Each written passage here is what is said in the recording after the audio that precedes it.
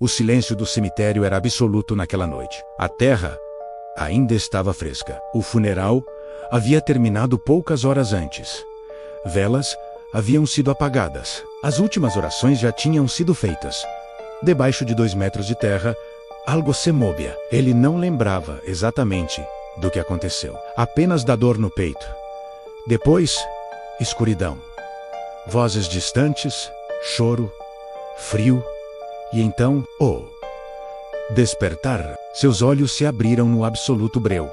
O ar era pesado, o cheiro era sufocante. Ao tentar mover os braços, encontrou madeira, apertada, rígida, próxima demais. Ele estava dentro de um caixão. No século XIX, diagnósticos médicos eram baseados quase exclusivamente na observação superficial, se não havia respiração visível, se o pulso era fraco demais, se o corpo permanecia imóvel, a morte era declarada. Mas certas condições menos, como catalepsia, envenenamentos ou estados profundos de coma menos, podiam simular perfeitamente um cadáver.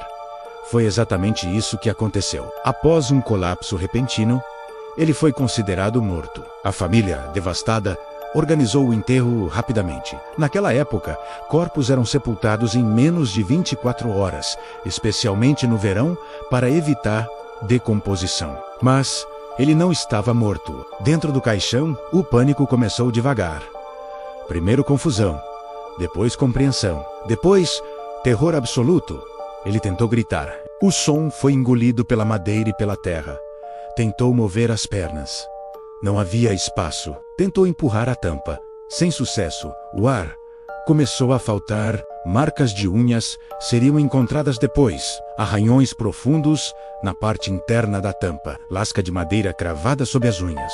Tecido rasgado, sinais claros de luta. Algumas versões dessa história afirmam que moradores próximos ao cemitério relataram ouvir sons abafados naquela madrugada. Outros dizem que apenas dias depois, ao reabrirem o túmulo por suspeitas, encontraram o corpo em posição diferente, virado de lado, mãos levantadas, expressão de desespero congelada no rosto.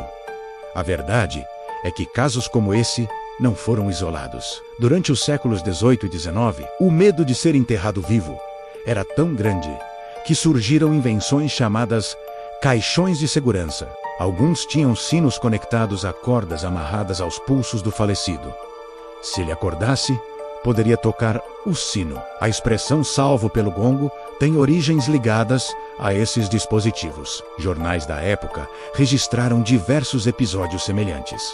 Pessoas declaradas mortas que despertaram durante velórios. Outras que foram salvas por pequenos sinais percebidos a tempo. Mas nem todos tiveram a mesma sorte. A ideia de acordar sob toneladas de terra, no escuro absoluto, lutando por ar, é um dos medos mais primitivos do ser humano.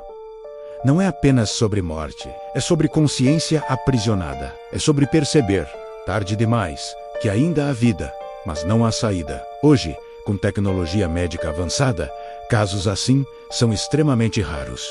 Mas naquela época, a linha entre vida e morte era tênue e muitas vezes decidida rápido demais. E talvez a parte mais perturbadora dessa história não seja o erro médico, mas imaginar os últimos pensamentos de alguém que despertou no próprio túmulo, sozinho, no escuro, esperando por um milagre que nunca veio. Se você quer continuar explorando os episódios mais sombrios e reais da história, inscreva-se aí no canal agora, deixe o seu like, compartilhe este vídeo e prepare-se para a próxima história.